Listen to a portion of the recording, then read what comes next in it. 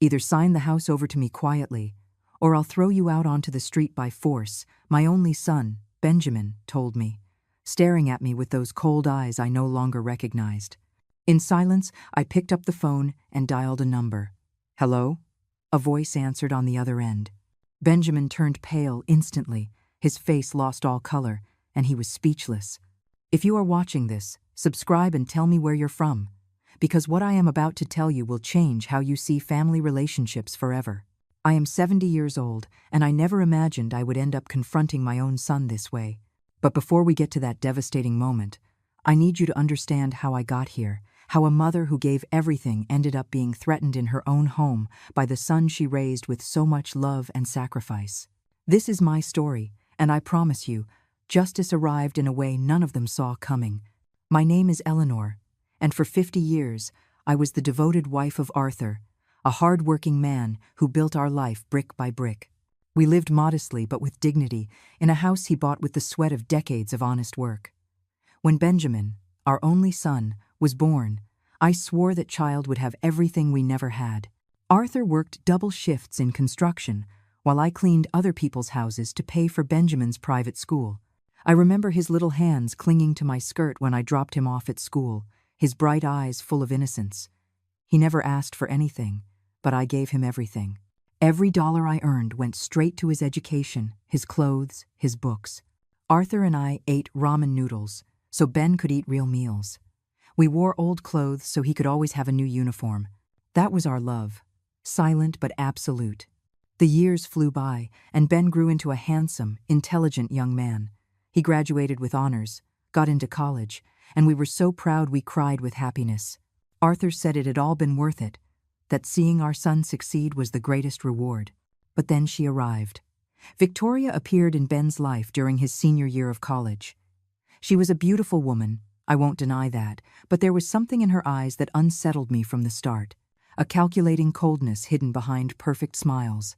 She came from a family with money, and from day one, she made it clear that our modest house was not good enough for her. I remember the first time she came to dinner.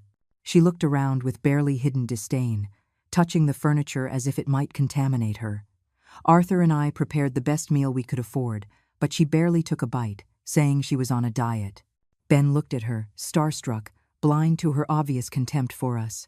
I tried to talk to him, to gently warn him that this woman didn't value what truly mattered, but he got angry with me for the first time in his life. "Mom, you're being unfair to Victoria.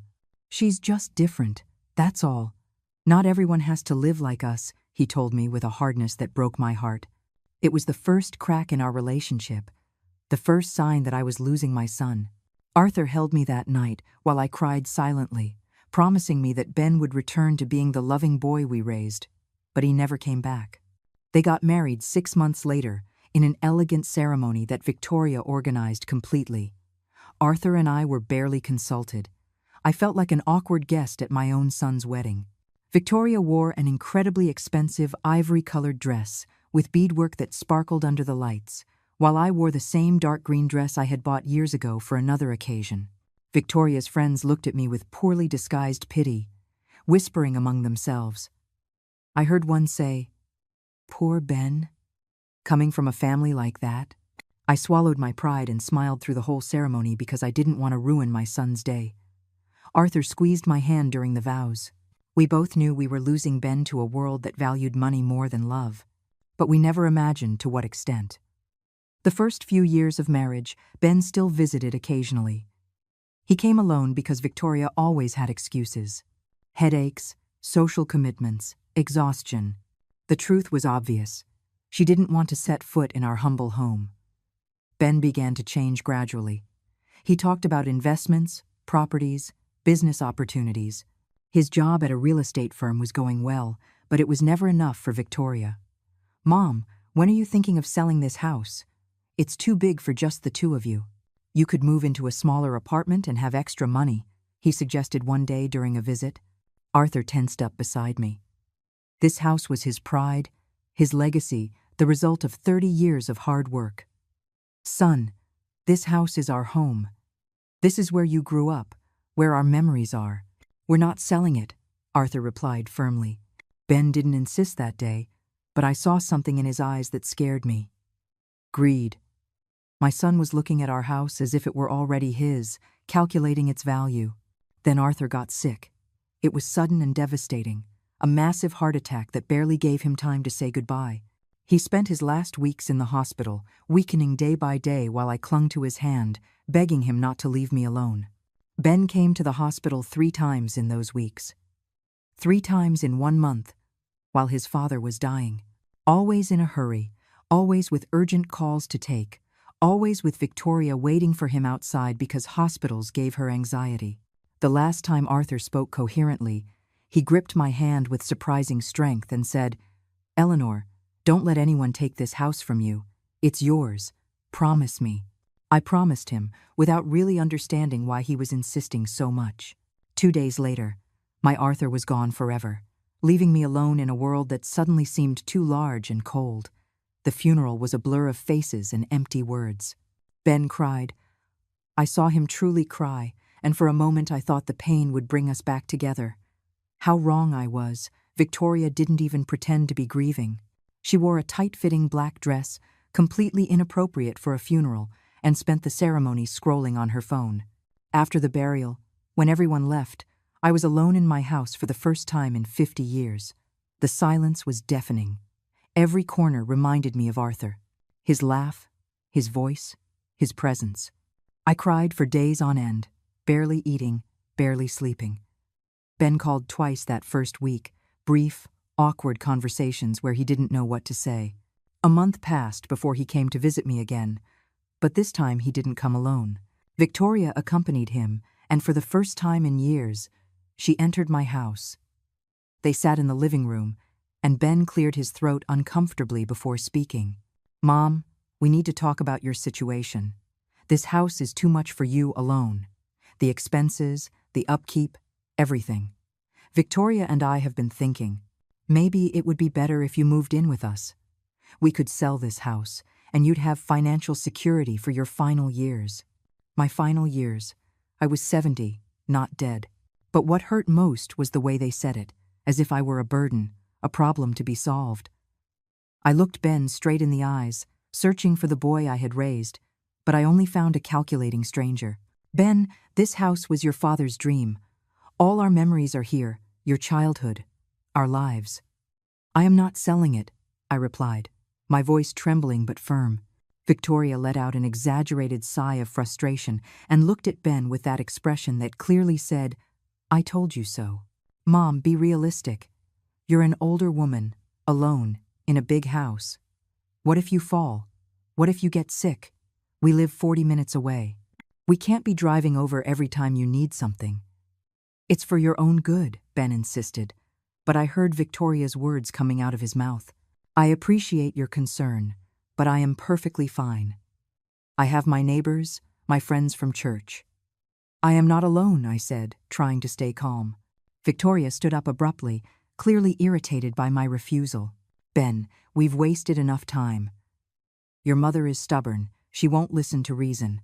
"Let's go," she said, grabbing her designer handbag that probably cost more than my expenses for 3 months.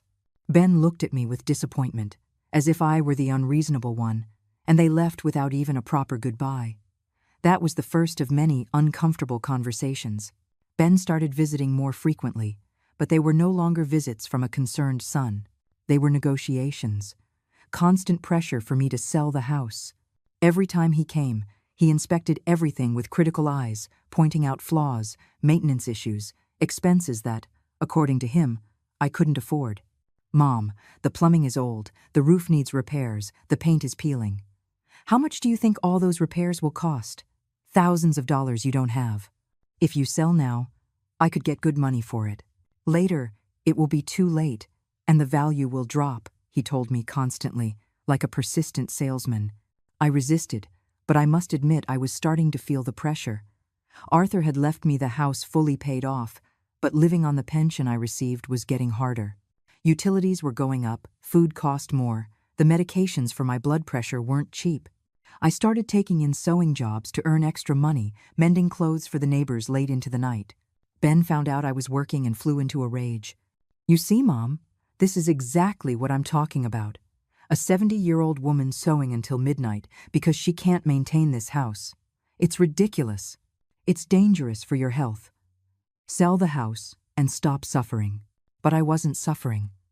Working made me feel useful, kept me busy, kept me from sinking into loneliness. The house was the only thing I had left of Arthur, of our life together. Selling it would be betraying everything he worked to give us. So, I kept refusing. Then the strategy changed. Ben and Victoria started showing up unannounced, always criticizing, always pointing out problems. Victoria complained about the musty smell that, according to her, filled the house, even though I cleaned obsessively every day. She complained about the old furniture, the worn-out curtains, about everything. I don't know how you can live like this, Eleanor. It's depressing. Ben grew up in this darkness, poor kid. Good thing I got him out of here, she said one day, running her finger along a shelf, checking for dust. She called me by my first name.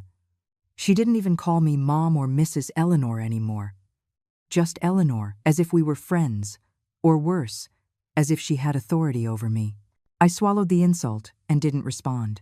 Confronting Victoria meant confronting Ben, and I still held out hope that my son would go back to being who he was. How naive I was. Things got worse when Ben suggested I come live with them temporarily while I decided what to do with the house. Just a few weeks, Mom, so you can see what it's like to live without worries, without having to maintain this huge house. We have a guest room that's perfect for you, he said with a smile that was supposed to be comforting but felt unsettling.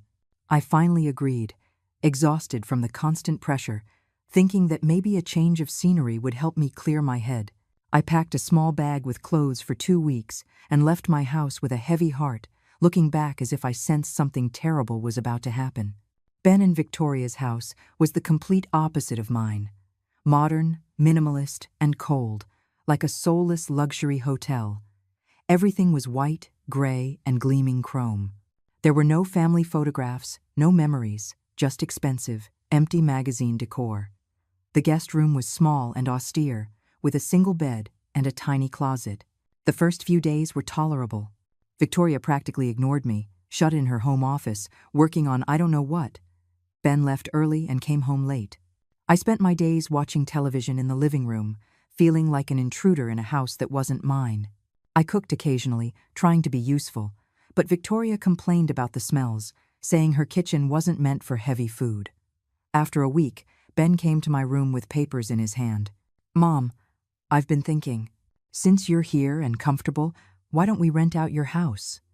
We could easily get $1,000 a month for it. That money would help you a lot, and the house wouldn't be sitting empty, deteriorating. Rent my house. Let strangers live where Arthur and I built our life. The idea horrified me. No, Ben, that house isn't for rent. I'm going back soon. I just needed this break. His expression changed instantly. The concerned sun mask fell, and I saw genuine irritation. Mom, you're being irrational. That house is falling apart sitting empty. It's a waste. Dad would have wanted you to be practical. Don't speak for your father. Arthur wanted me to keep that house. He made me promise before he died. I shot back, with more firmness than I had shown in months. Ben left my room, slamming the door, and I heard raised voices from his bedroom. Victoria was yelling something about the stubborn old woman and wasting time. That night, I decided I would go back to my house the next day. It had been a mistake to come, a mistake to believe Ben actually cared about my well-being. But when I came downstairs the next morning with my suitcase, I found Ben and Victoria waiting for me in the living room with serious expressions. Mom, sit down. We need to have an adult conversation, Ben said in a tone I had never heard from him, authoritarian and cold. Victoria stood with her arms crossed, a smug smile on her bright red lips. I sat down slowly, my suitcase still in my hand, sensing that something very bad was about to happen. Ben cleared his throat and looked me straight in the eye without a shred of warmth. We've been very patient with you, Mom. Too patient. But enough is enough. That house is a burden to you and to us. Dad has been gone for over a year, and you're still clinging to the past as if he's coming back. He's not coming back. It's time for you to accept reality and sell that property, Ben said with a coldness that chilled my blood. Ben, we've already discussed this. I am not selling your father's house. It's my home. It's where I plan to die when my time comes, I replied, trying to keep my voice steady, but I could feel my hands shaking. Victoria let out a sarcastic laugh that echoed in the room like a whip. Your home? Eleanor? Let's be honest. That house is worth at least $300,000 in the current market. $300,000 wasted on an old woman who can't even maintain it properly. It's selfish of you. Selfish? I'm selfish? I shot up, indignation overcoming my fear. I spent 50 years sacrificing for this family. I cleaned other people's houses so Ben could have an education. I wore old clothes so he could dress well. Arthur and I worked ourselves to the bone to give him everything. And now you're telling me I'm selfish for wanting to keep the only thing I have left? The only thing you have left is us, Mom. Your family. And your family is telling you that house is too much for you, Ben interrupted, standing up too, walking toward me with measured steps. You can sell it voluntarily and live your final years in peace, or you can keep being stubborn and make life complicated for yourself. You decide. I've already decided. I'm going to my house. Right now, I said, grabbing my suitcase with trembling hands. I walked toward the door, but Victoria blocked my path, arms crossed, with that cruel smile I had grown to hate. I don't think you understand the situation, Eleanor. This isn't a request. Ben is your only son, your only heir. That house will belong to him eventually. So, why not make things easier for him now? Think of it as your last gift to the son you love so much, Victoria said in a sugary tone that dripped with pure poison. Get out of my way, I demanded with all the dignity I could muster. Victoria looked at Ben for instructions, and he nodded slightly. She stepped aside, but as I passed her, I heard her venomous whisper. This isn't over, old woman. I took a cab back to my house, using the few dollars I had saved in my wallet. I cried silently the entire ride. The cab driver had the decency not to ask questions. When I got home, the house felt different, as if it, too, had been betrayed. I locked myself in and didn't answer Ben's calls for 3 days. But on the 4th day, he showed up unannounced. He knocked on the door insistently until I opened it, tired of hearing the doorbell. He walked in without waiting for an invitation, looking around as if he were assessing a property for sale, which I suppose is exactly what he was doing. Mom, I'm sorry if Victoria was harsh with you. You know how she is, blunt. But she's right. This house is falling apart, and you can't maintain it. Look at this, he said, pointing to a water stain on the ceiling that had appeared after the last rain. This is going to cost thousands of dollars to fix. Where are you going to get that money? Are you going to sew dresses until you're 80? If I have to, yes, I replied with a stubbornness I didn't know I still possessed. Ben sighed dramatically, as if I were a difficult child who wouldn't listen to reason. Fine, Mom. If you want to live like this, go ahead. But don't expect me to come running every time something breaks or you need help. I have enough responsibilities as it is, he said, heading for the door. Before leaving, he turned around with an expression I couldn't decipher. Dad would be disappointed to see you like this, clinging to material things when you could be enjoying life. Using Arthur against me was the lowest blow. When Ben left, I collapsed onto the sofa and cried until I had no tears left. My son, the boy I had raised with so much love, had become a cruel stranger who only saw my house as a bank account. But I would resist. For Arthur, for myself, for the dignity I still had left. The following weeks were the loneliest of my life. Ben didn't call or visit again. It was as if he had erased me from his life for not doing what he wanted. My neighbors invited me for coffee. The ladies from church included me in their activities, but nothing filled the void left by my son's absence. 2 months after our last fight, Ben appeared again. This time he wasn't alone. Victoria was with him, and they both wore serious expressions that put me on high alert immediately. They sat in my living room without an invitation, Victoria wrinkling her nose at the old furniture as she always did. Mom, we've come to make you one last offer. A very generous offer, considering your situation, Ben began, pulling some papers from his briefcase. Victoria and I have decided to buy your house. We'll give you $200,000, which is a fair price considering the condition it's in. With that money, you can buy a small, comfortable apartment, and you'll have money left over to live peacefully in your final years. $200,000. when he himself had said it was worth $300,000. They wanted to rip me off and make it sound like a favor. It's not for sale, Ben, and I definitely wouldn't sell it to you for $100,000 less than it's worth. Victoria stood up abruptly, her patience clearly gone. You know what, Eleanor? I am tired of this. You are a stubborn, selfish, ungrateful old woman. Ben has offered you help time and time again, and you reject him as if he's the enemy. That house is going to be ours, one way or another. We can do this the easy way or the hard way. Are you threatening me in my own home? I asked in disbelief, looking at Ben, waiting for him to defend his mother. But he just stared at the floor, a coward to the end. It's not a threat, it's a promise. Ben is your only heir. When you die, which could be tomorrow considering your age, this house will be his anyway. Why not save us all the drama and hand it over now? At least you'll see some money before you kick the bucket, Victoria said with a malicious smile that made me realize this woman was truly evil. Get out of my house, now. Both of you, I ordered, in a voice I didn't recognize, filled with fury and pain. Ben finally looked up, and for a second, I saw something like shame in his eyes. But it was only a second. Fine, Mom, we're going. But think about it. This is your last chance to do this civilly, Ben said as Victoria was already walking to the door, her heels clicking loudly on the wood floor as if to make her contempt clear. When they left, I locked the door and slid to the floor, my back against the wood, sobbing uncontrollably. My son had threatened me. My own son wished I would die soon so he could have my house. The pain was unbearable, physical, as if my heart had been ripped from my chest. I couldn't sleep that night. Every noise scared me. Every shadow seemed threatening. Victoria's words echoed in my mind, one way or another. What did that mean? How far were they willing to go? I didn't have to wait long to find out. A week later, the strange problems began. First, it was the water. I came home from church and discovered there was no pressure. Only a thin trickle came from the faucets. I called the water company, and they informed me that someone had reported a leak and they had temporarily shut off the supply. But I hadn't reported any leak, nor was there such a problem. It must be a mistake, ma'am. Someone called from this address 2 days ago.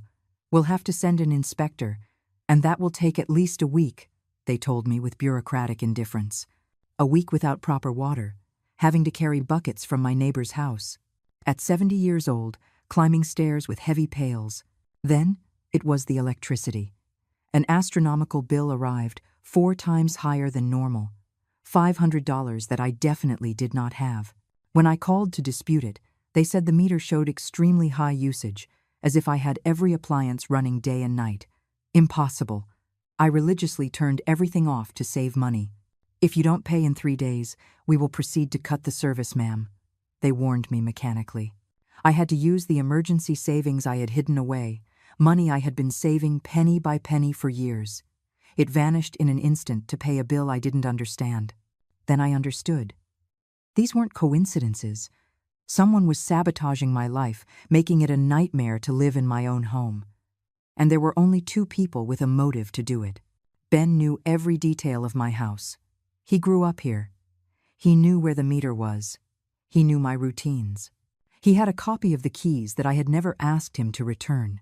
I changed the locks immediately, spending more money I didn't have. The locksmith looked at me with pity when he saw my trembling hands as I paid him. "Are you okay, ma'am? Is someone bothering you?" he asked with genuine concern. I shook my head, too ashamed to admit that the person harassing me was my own son. But changing the locks didn't stop the problems. One morning I found the garden fence broken, as if someone had kicked it in during the night. Another time, the plants I cared for so meticulously were ripped up and thrown across the yard. Small cruelties designed to break me, to make me feel unsafe in my own home. I finally called Ben. My last hope was that maybe he didn't know what Victoria was doing. "Ben, strange things are happening at the house. I think someone is breaking in when I'm not here. Could you come and check?" There was a long silence on the other end of the line. Too long. "Mom, maybe you're imagining things. At your age, it's normal for your mind to play tricks on you. Have you considered that maybe it's not safe for you to live alone? These paranoid episodes are common in seniors." He was calling me crazy. My own son was invalidating my reality, making me doubt myself. I am not imagining things, Ben. The fence is broken. The bills are altered. Someone reported fake problems to the water company. This is real. Or maybe you're just so stressed about maintaining that house that you're starting to see problems where there are none. This only confirms what I've been telling you. Mom, that house is too much for you. Sell it before something really bad happens, he said in a tone that sounded almost satisfied, as if my problems validated his arguments. I hung up, feeling more alone than ever. I had no one to turn to, no one who would believe me. My neighbors were kind, but elderly like me, unable to really help. The police would laugh if I told them my son was psychologically harassing me to steal my house. I had no proof, just a series of incidents that could look like simple bad luck. The nights became terrifying. Every creak in the house made me jump. Every shadow seemed like a threat. I slept with a chair wedged under my bedroom doorknob, a kitchen knife under my pillow. This was no way to live, but I preferred it to giving up. A month after I changed the locks, Ben and Victoria showed up again. They didn't knock this time. They were just standing on my porch when I opened the door to get the newspaper. I was so startled I almost screamed. "Good morning, Mom. I see you changed the locks." "Interesting decision, considering I'm your son," Ben said in an accusatory tone, as if I had committed some unforgivable offense. "I have the right to change the locks on my own house," I replied, trying to sound braver than I felt. Victoria stared at me with those calculating eyes, sizing me up like a predator sizing up its prey. "Of course you do. It's your house." "For now," Victoria said, emphasizing the last two words. "But we came to inform you of something important. We hired an appraiser. This house needs urgent structural repairs, or it could be deemed uninhabitable. The roof, the plumbing, the electrical, it's all in dangerous condition." "That's a lie. This house is perfectly fine," I protested, but my voice sounded weak even to my own ears. Ben pulled more papers from his eternal briefcase. "We have the report right here. The inspector found multiple code violations. You could be fined or even forced to abandon the property if you don't make the repairs. We're talking about at least $50,000 in fixes." $50,000. He might as well have said $1 million. I didn't have that kind of money, not even a fraction of it, and they knew it perfectly. "You hired an inspector without my permission? How did they get on my property?" "We didn't need to, Mom. The problems are visible from the outside. The inspector did his work from the street, all completely legal." Ben lied without blinking, but I knew it was a lie. No one could see the state of the plumbing or the electrical wiring from the street. Victoria stepped closer, her expensive perfume mixing with my fear. "Look, Eleanor, enough with the games. You know you can't fix this house. You know you can't maintain it. You know it will eventually be ours. Why prolong the inevitable? Sign the sales papers, take the money, and end this torture for everyone." "Never," I whispered, but my determination was beginning to crack under the constant weight of their harassment. I was exhausted, scared, and completely alone against two people who clearly had no moral limits. Ben sighed dramatically. "Fine, Mom. Have it your way. But when the fines from the city come, when they force you to abandon the house for being uninhabitable, don't say we didn't warn you. And by then, the price we're offering will be much lower. Every day that passes, this property is worth less." They left, leaving me trembling on the porch. I went inside and locked the door, sliding to the floor again. They were winning. I could feel it. Bit by bit, they were breaking me, stealing my peace, my safety, my sanity. It was only a matter of time before I surrendered completely. That night, sitting in the darkness of my living room to save electricity, I touched the photograph of Arthur. I kept on the side table. "Forgive me, my love. I don't know if I can keep my promise. I'm so tired, so alone. What do I do?" As if Arthur had heard me from wherever he was, something jogged my memory. There was a box in the attic. Arthur's things I had never gone through after his death. Documents, papers, memories that were too painful to face. But now, desperate, I decided to look. I climbed to the attic with difficulty. Every step was a challenge for my arthritic knees. The flickering light barely illuminated the dusty space filled with old boxes and abandoned memories. I searched through the shadows until I found the wooden box Arthur had guarded jealously for years. He always told me it contained important papers, but he never let me see them. "Someday you'll need them, Eleanor. When I'm gone, open this box," he had told me, months before he died. I brought the heavy box down carefully, nearly tripping on the stairs. I placed it on the dining room table and opened it with trembling hands. Inside were meticulously organized folders, typical of Arthur, who was always orderly with documents. I started digging through them. The deed to the house, old receipts, birth certificates. Nothing seemed relevant until I found a yellowed envelope with my name written in Arthur's handwriting. I opened it with a racing heart and pulled out a letter. I immediately recognized his careful, cursive, every letter formed with the precision of a man setting everything in order before leaving. "My dearest Eleanor," it began. Tears blurred my vision, but I kept reading. "If you are reading this, it means I'm no longer with you and you are likely facing problems with our house. I know our son better than he thinks. I've seen how he's changed since he married that woman. I've noticed how he looks at our property with greedy eyes. That's why I took precautions I never mentioned, because I didn't want to worry you while I was still alive." My breathing quickened as I continued. Arthur explained that 2 years before he died, he had transferred the house into an irrevocable trust. The property was no longer directly in my name or his. It was protected in a legal structure that Ben could not touch, manipulate, or automatically inherit. I was the lifetime beneficiary with the right to live there until my death, but no one could force me to sell.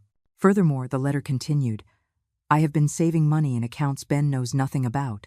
It's not a fortune, but it's enough for you to live with dignity. I also have 2 small properties that I've been renting out for years without telling you, because I wanted to surprise you on our 50th anniversary.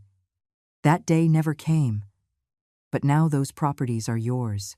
Everything is documented in this box." I kept reading through my tears, discovering secret after secret my humble Arthur had kept. He had been smarter than anyone imagined. "If Ben is causing you trouble, contact the lawyer, Javier Vargas. He's an old friend of mine who knows the whole situation.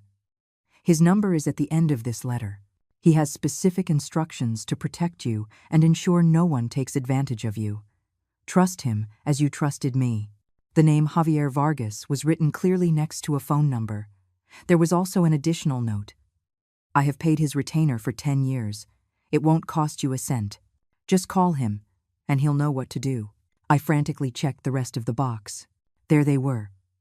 The trust documents, the deeds to 2 small apartments in popular areas of the city, bank statements showing savings of almost $80,000 distributed in different accounts, rental agreements that generate $1,500 a month. Arthur had left me protected. He had anticipated this exact situation. "Why didn't you tell me, Arthur? Why did you keep all this a secret?" I whispered to my husband's photograph, though deep down I understood. Arthur knew me. He knew I would have insisted on sharing this information with Ben, trusting in our son's goodness. Arthur saw what I refused to see, that our son had become someone capable of betraying his own mother. With trembling hands, I dialed Javier Vargas's number. It was almost 8 o'clock in the evening, but Arthur had written I could call at any time. The phone rang 3 times before a professional but kind voice answered. "Vargas and Associates, Javier Vargas speaking." "Mr. Vargas, my name is Eleanor. I'm Arthur's widow. I found your number in a letter my husband left for me," I said, my voice breaking with emotion. There was a brief silence, then I heard a deep sigh. "Mrs. Eleanor, finally, I have been waiting for your call for over a year. Arthur warned me it would probably take time before you looked in that box. You're having trouble with your son Benjamin, aren't you?" The direct way he asked took my breath away. Arthur had told him everything. Yes. He and his wife are pressuring me to sell the house. They've been sabotaging my life, scaring me, threatening me. I don't know what else to do. "Don't do anything else, ma'am. I will be at your house first thing tomorrow morning. Bring all the documents you found. We are going to sort this out, once and for all. Benjamin and his wife are about to discover that messing with you was the worst mistake of their lives," Javier said with a firmness that made me feel protected for the first time in months. That night, I slept better than I had in a year. I knew that Arthur, even after death, was still taking care of me. He had been my guardian angel, anticipating the danger and leaving me the tools to fight back. Ben and Victoria thought they were harassing a helpless old woman, but they were very wrong. At 9 o'clock the next morning, Javier Vargas knocked on my door. He was a man in his 60s, with perfectly combed gray hair, a dark, flawless suit, and a professional leather briefcase. His eyes conveyed competence and something else, indignation at the injustice. "Mrs. Eleanor, it is an honor to finally meet you. Arthur spoke of you constantly. I am so sorry we are meeting under these circumstances," he said, shaking my hand with genuine warmth. I invited him in and made coffee while he meticulously reviewed every document from the box. "This is pure gold," he murmured as he read. "Arthur was brilliant. This trust is completely airtight. Your son has absolutely no claim on this property as long as you live.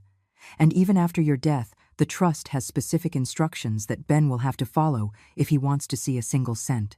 "What kind of instructions?" I asked, curious. Javier smiled in a way that made me feel Arthur had left one last surprise. "If Benjamin behaves, respects your memory, and treats you with dignity until the end of your days, then he'll receive a modest inheritance. But if there is any evidence of mistreatment, manipulation, or abuse toward you, everything is donated to charity." Arthur made it very clear he would rather his money help strangers than reward a cruel son. I laughed for the first time in months. My Arthur had thought of everything. "But there's more," Javier continued. "The threats, the harassment, the problems you've been experiencing, all of that constitutes elder abuse. It's a serious crime. With your testimony and any evidence we can gather, we could file criminal charges against your son and daughter-in-law." "Criminal charges? Against Ben?" The idea terrified and relieved me at the same time. Part of me was still the mother who wanted to protect her son, but another part, the wounded and betrayed part, wanted justice. "You don't have to decide now. First, we are going to confront them with the legal reality of the situation. We are going to make it very clear that you are neither alone nor defenseless. I have Arthur's full authorization to represent you and protect your interests. Believe me, when they understand there's a lawyer involved and that their entire strategy has been useless, they will back down quickly." We spent the next 2 hours going over every detail. Javier documented every incident of harassment I recounted, took photographs of the broken fence and destroyed plants, and copied the altered bills. He explained my rights and the legal options available. For the first time since Arthur's death, I didn't feel alone. "Now, Mrs. Eleanor, I suggest you call your son and invite him over. It's time for Benjamin and Victoria to learn the truth," Javier said, closing his notebook with satisfaction. I picked up the phone with hands that no longer trembled.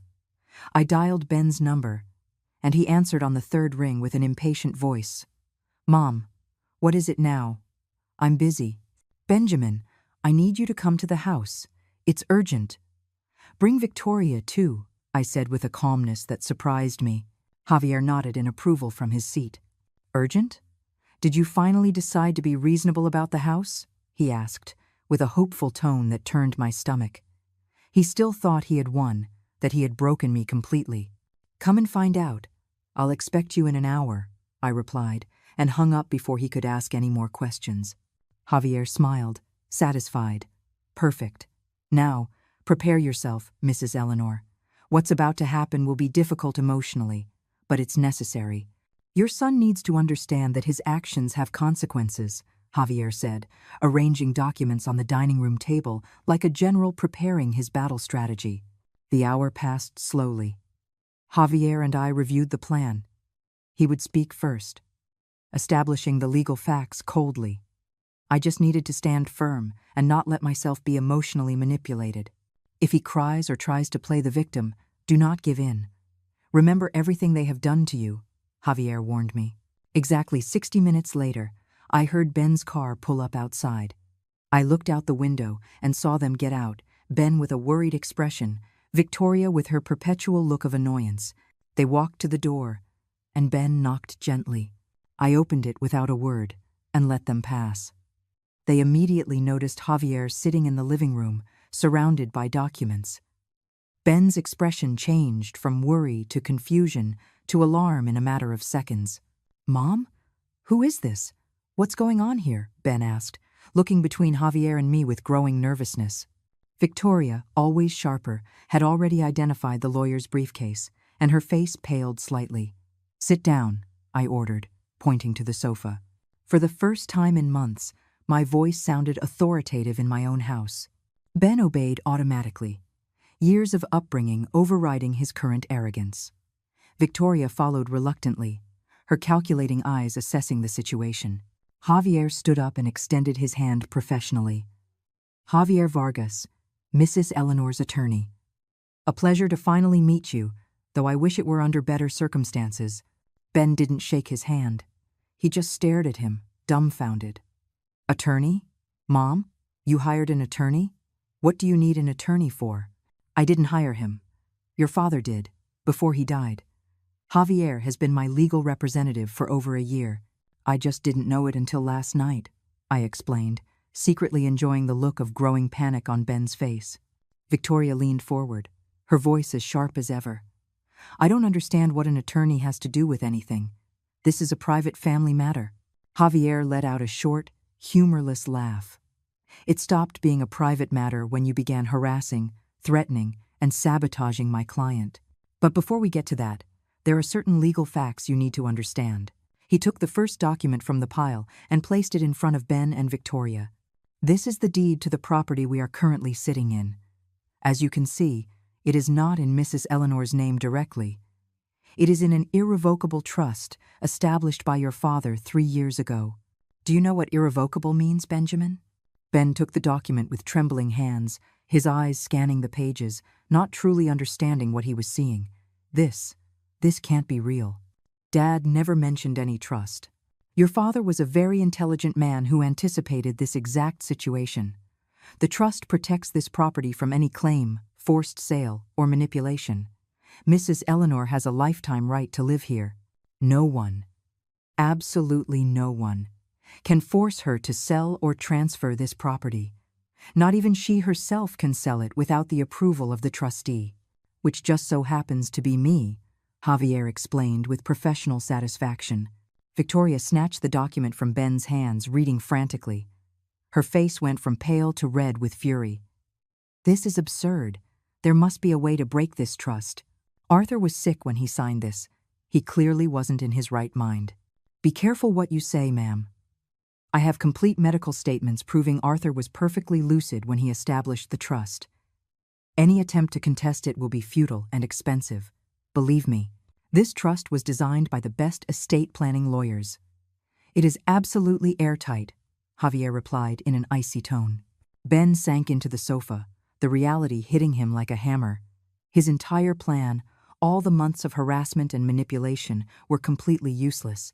The house had never even been within his reach. But that's not all, Javier continued, pulling out more documents. It turns out your father also owned 2 additional properties you knew nothing about.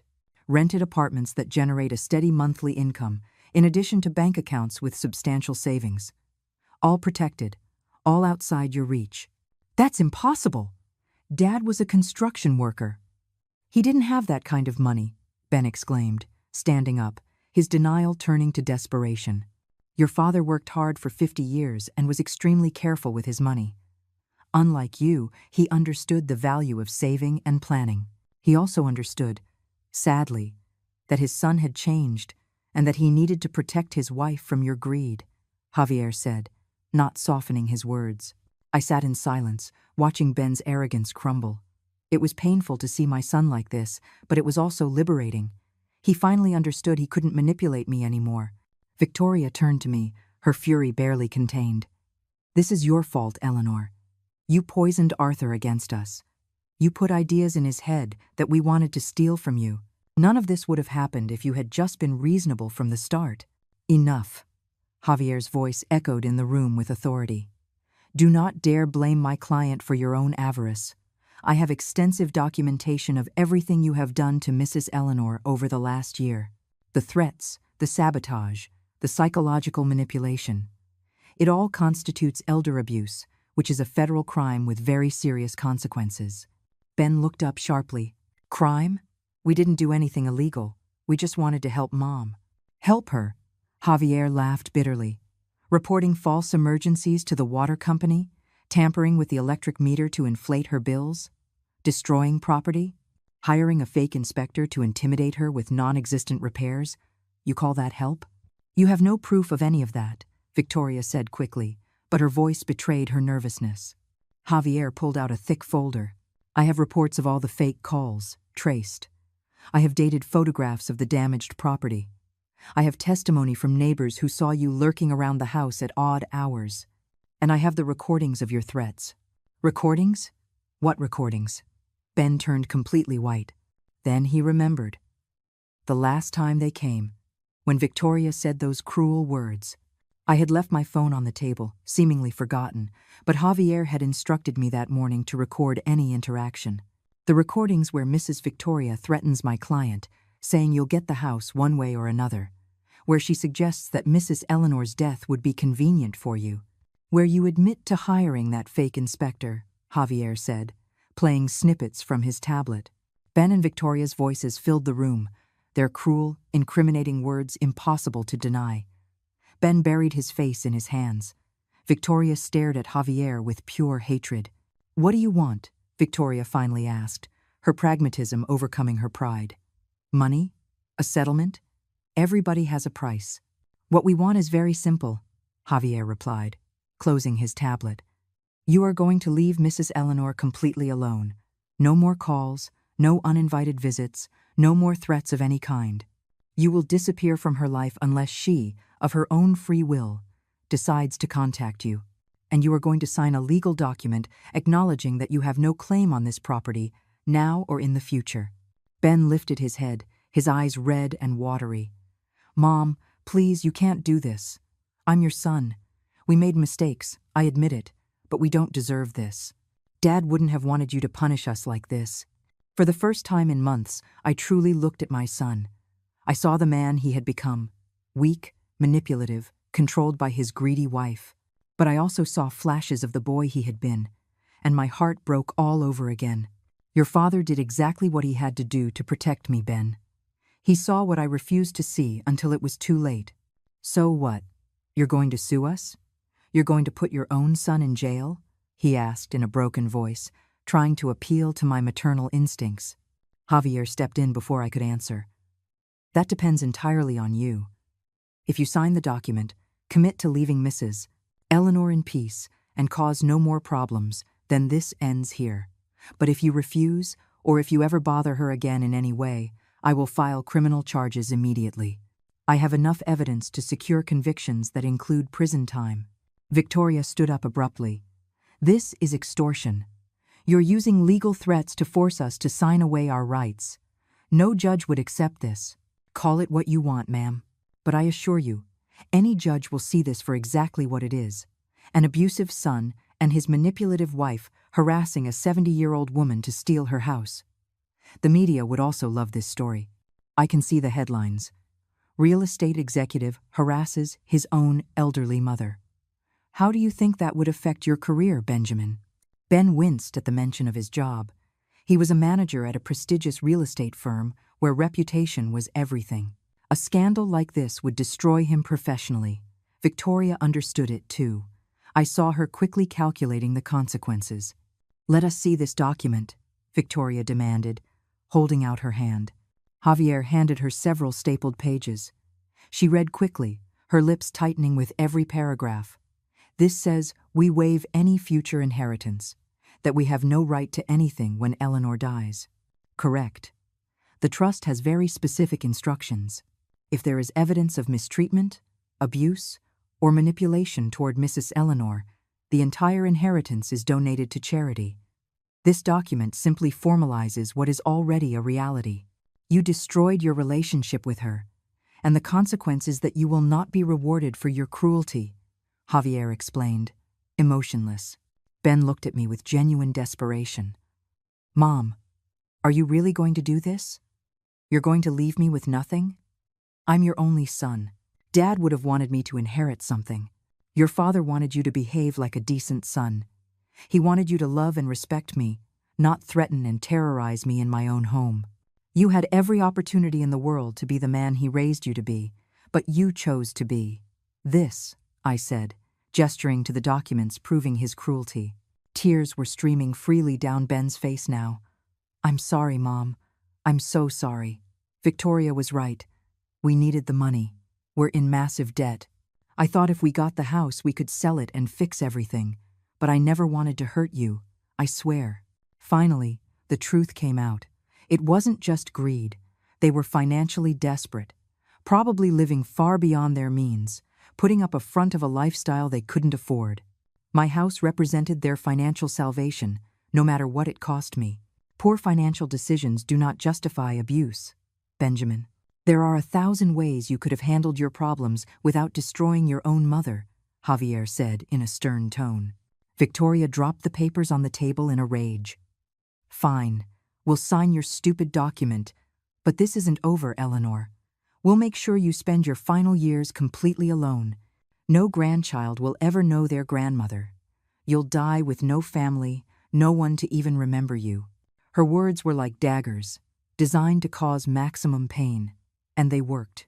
The thought of dying alone, of never knowing potential grandchildren, was terrifying. But Javier stood up immediately, facing Victoria. That threat was just recorded as well. Intentional, familial alienation.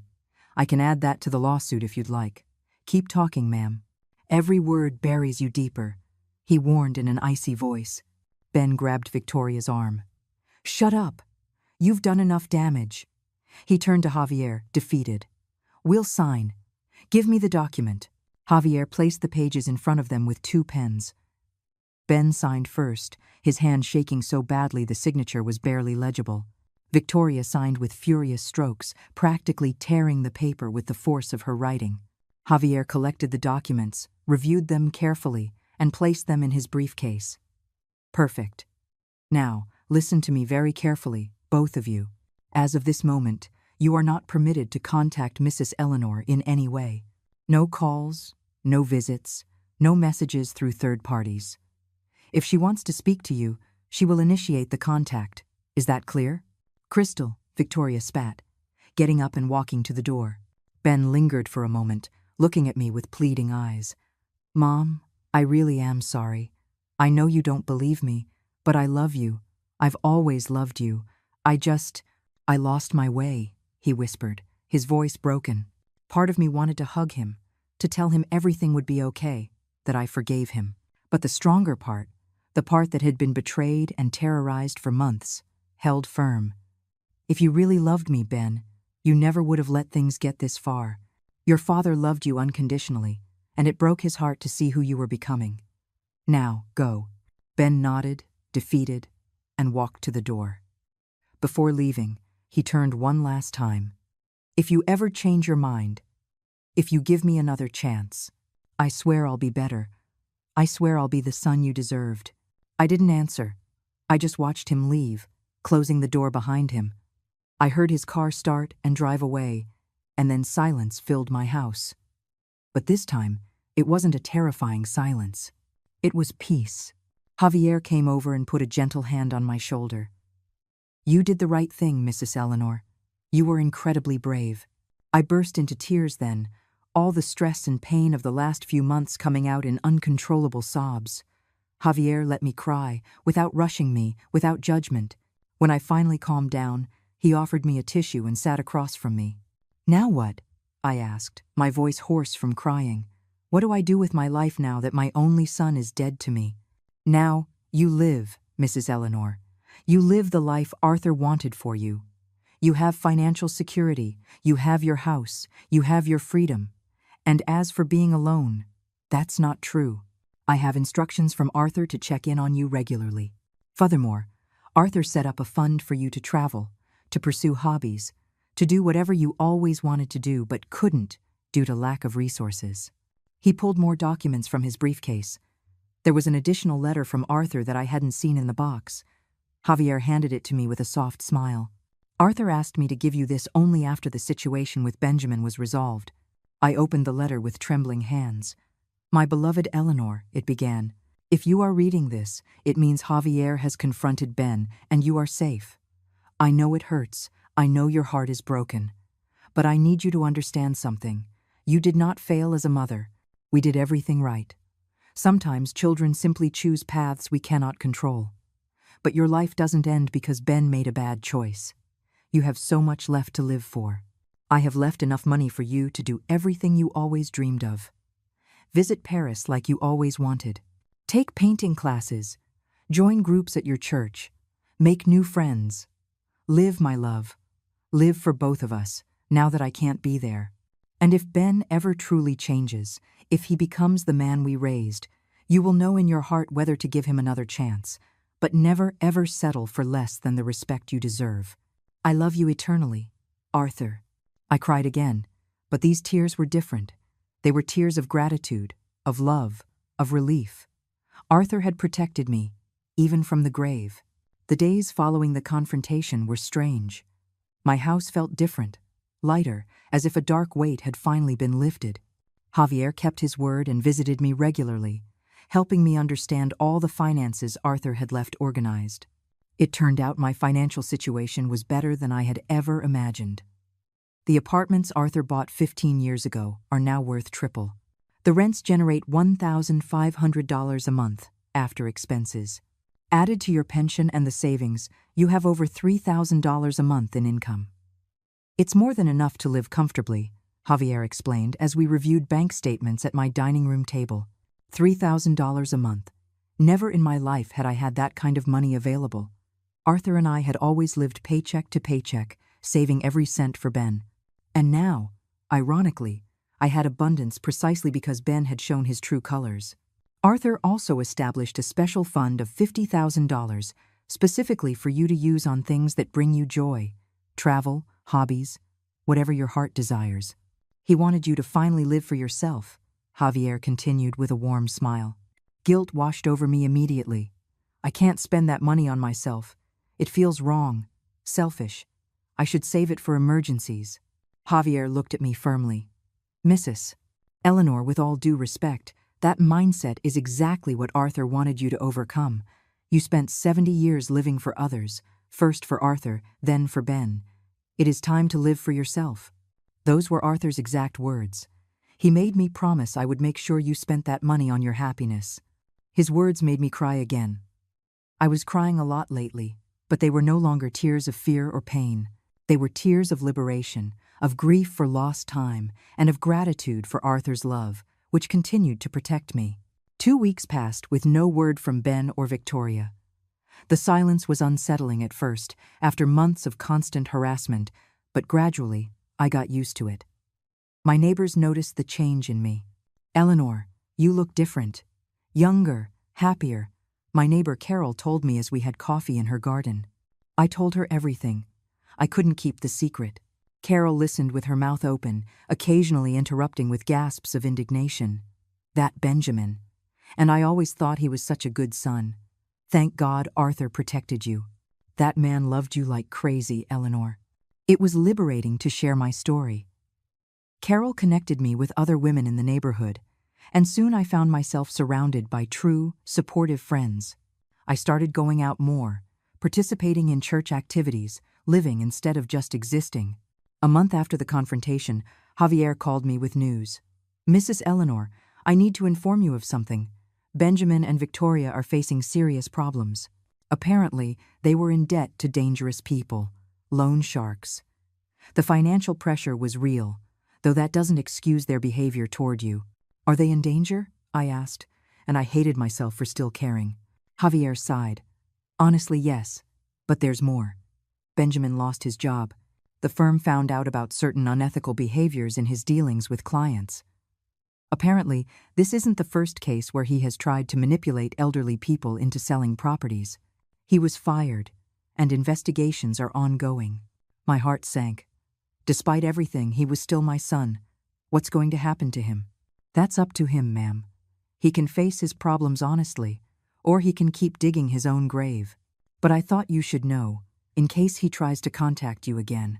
He's likely to come looking for financial help now that he's desperate. Javier was right. 3 days later, my phone rang at midnight. It was Ben. I hesitated before answering, but I finally did. Mom. His voice was broken, desperate. Mom, I know I have no right to ask you for anything, but I'm in serious trouble. I lost my job. Victoria left me. I have people looking for me over debts. I have nowhere to go. I have no one else. Every word was a knife in my maternal heart.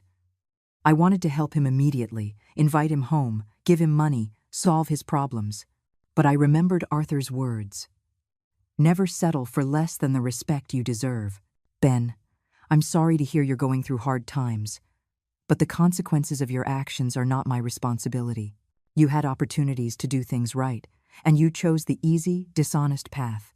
I replied, my voice trembling but firm. Mom, please. They could kill me. These guys don't play around. I need $20,000 to pay them off. I know Dad left you money. Please, I'm your son. You can't let me die, he pleaded, sobbing. $20,000. A fortune that I had, but one that had been earned with Arthur's sweat and sacrifice. Did Victoria really leave you? I asked, evading his request. Yes. As soon as I lost the job, she packed her things and left. She said she didn't marry me to be poor. She used me, Mom. You were right about her from the start. I was an idiot, he admitted bitterly. Yes, you were an idiot. But not for marrying Victoria. You were an idiot for letting her turn you into someone capable of threatening and terrorizing his own mother. Victoria didn't force you to do those things, Ben. You chose to do them, I said, not softening my words. Silence on the other end. Then, I heard his ragged breath. You're right. It's all my fault. I've destroyed everything Dad built. I've destroyed our relationship. I've destroyed my life. Maybe it's better if these guys find me. At least then it would all be over. His suicidal tone scared me. I called Javier immediately after hanging up. He contacted the authorities and made sure Ben was located and placed under a temporary hold. I didn't do it for Ben, I told myself. I did it because Arthur wouldn't have wanted his son to die, no matter what he had done. Javier visited me the next day. Benjamin is physically okay. He's in a temporary shelter, and there are organizations helping him with his debt problems. I also got him an appointment with a therapist. He needs serious professional help, Mrs. Eleanor. Not just for his current problems, but to understand why he made the choices he made. Should I help him financially? I asked, still conflicted between my maternal instinct and my need to protect myself. Javier looked at me with understanding. That decision is entirely yours, but I will tell you what Arthur told me when we set up the trust. If Ben is ever truly sorry, truly changed, Eleanor will know it in her heart. But real change takes time and effort. It isn't bought with money. If you give him money before he's truly changed, you'll only be enabling him to continue down the same destructive path. Wise words from a wise man. I decided to follow Arthur's advice. I would not give Ben money, but I would pay for his therapy and ensure he had a safe place to stay while he sorted out his problems. Help, yes. A bailout, no. The following months were transformative for both of us. Ben started intensive therapy and slowly began to work on his issues. He got a humble job at a hardware store, earning a fraction of what he used to, but it was honest work. I, on the other hand, began to truly live for the first time in decades. I took painting classes at the community center. It turned out I had a talent for art I had never explored. I joined a travel group from my church and visited places I had only ever seen on television. I made genuine friends who valued me for who I was, not for what I could give them. 6 months after the confrontation, Ben wrote me a letter. I wasn't expecting it, but Javier delivered it to me after reviewing it first. Dear Mom, it began. I know I don't deserve your forgiveness. I know words can't erase the damage I caused. But I need you to know that I finally understand. I understand the sacrifice you and Dad made for me. I understand that your house wasn't just a property. It was the symbol of everything Dad worked to give us. I understand that when I threatened you, I betrayed all the love you gave me. I'm in therapy, working on myself. I'm not asking for anything. I just want you to know that I am trying to become the man Dad raised, the man you deserved as a son. With love and eternal regret, Ben. I cried when I read the letter. Ben's letter stayed on my nightstand for weeks. I reread it every night before bed, searching for signs of genuine sincerity or hidden manipulation. After so much pain, it was hard to trust again. But something in his words sounded different this time. He wasn't asking for anything, not demanding, just expressing regret.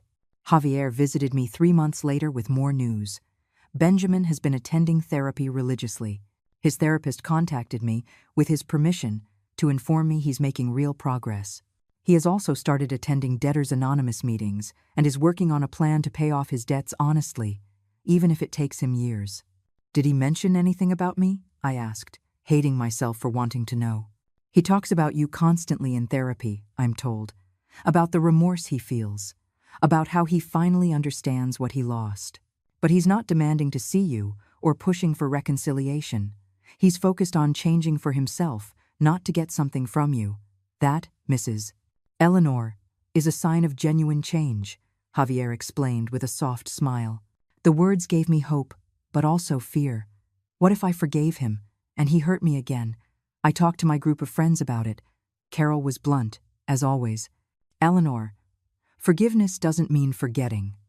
You can forgive Ben and still maintain firm boundaries. If he's really changed, he'll respect those boundaries. I decided to write to Ben. Ben, I received your letter. I see you are making efforts to change, and that gives me hope. But you need to understand that the trust you destroyed isn't rebuilt with pretty words. It's rebuilt with consistent actions over a long time. I am not ready to see you yet. But if you continue on this path of genuine change, perhaps one day we can rebuild something. Mom.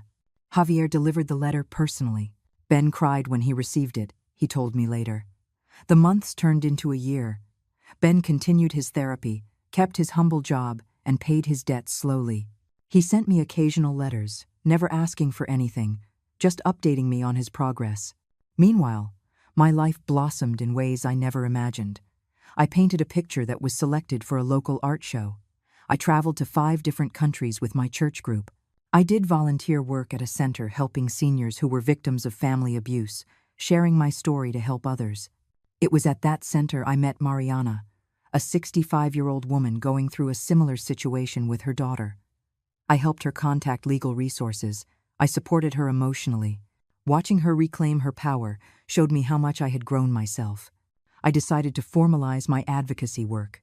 With Javier's guidance, I used part of the fund Arthur had left to establish a small foundation dedicated to helping elderly victims of family abuse. I called it the Arthur and Eleanor Foundation, honoring the man who protected me even after his death. The foundation started modestly, helping 3 or 4 people a month with free legal advice and emotional support. Javier donated his time as a volunteer lawyer. Within 6 months, we had helped over 50 families. The local news asked to interview me. I told my story without shame, without hiding anything. I talked about Ben, about the abuse I suffered, about how Arthur protected me, about my recovery. The response was overwhelming. Hundreds of people contacted me, sharing similar stories, asking for help. Ben saw the interview. He wrote me another letter, this one more emotional. Mom, I read your interview. Seeing my name associated with your pain was devastating, but necessary. I am so incredibly proud of what you've built with the foundation. Dad would be proud too. Someday, if you'll let me, I would like to help at the foundation as a volunteer. Only if you want, when you want. That letter was different. There was no self-pity, no manipulation, just genuine acknowledgement of his responsibility and respect for my boundaries. After 18 months, and after consulting with my own therapist, I decided to give him a chance. I asked Javier to arrange a meeting in his office. Neutral territory. The day of the meeting, Ben looked different. He had lost weight, he looked tired, but his eyes showed genuine humility. Hi, Mom. Thank you for seeing me. I know I don't deserve it, he said softly, respecting my space. You have 5 minutes to talk, I said, my voice firm. Ben nodded, tears in his eyes. There are no excuses for what I did. I betrayed you in the worst way possible. I used your love against you. I made you feel unsafe in your own home. And all for money, for a shallow lifestyle that didn't even make me happy. I've spent 18 months trying to become someone worthy of the name I carry. I don't expect forgiveness. I just hope that someday you can see something other than the monster who hurt you." Silence filled the room. Finally, I spoke. "Forgiveness doesn't mean forgetting, Ben. I will never forget the terror I felt. But I also see that you are doing the hard work of truly changing. I will give you a chance, but with strict conditions. You will continue your therapy. We will see each other once a month in neutral places with Javier present. And if you ever cross the line again, it will be permanent. Completely." "Thank you, Mom. Thank you for giving me a chance I don't deserve," he said, his voice cracking. We met monthly for the next several months. Slowly, one conversation at a time, I began to see the man my son could be. Ben never asked for money or for access to my house. He only asked for time with me. A year later, Ben showed me something special. He had written a book about his experience, The Son Who Lost Everything. All proceeds from the sales would go to the Arthur and Eleanor Foundation. The book became an unexpected success. The foundation received massive donations, allowing us to help hundreds more families. Now, sitting in my living room, surrounded by my paintings and photographs from my travels, I reflect on these last 3 years. I lost my son as I knew him, but I gained something more valuable. I gained myself. I found my voice, my strength, my purpose. Ben and I have a new relationship now, one built on mutual respect. He has earned my respect back through years of consistent action. And while the scars remain, I've learned that healing doesn't mean forgetting. It means choosing to move forward without letting the past define your future. Arthur would be proud of the foundation, of how I defended our home, and of how I became the strong woman I always was, but never knew I could be. And you, who have heard my story, I want to ask you, have you ever faced family betrayal? Tell me in the comments. Your story matters.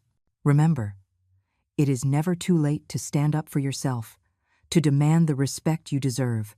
As Arthur taught me, true love never asks you to betray your dignity. And if I could find my way forward at 70 years old, you can too. Justice sometimes takes time, but when it arrives, it is sweet.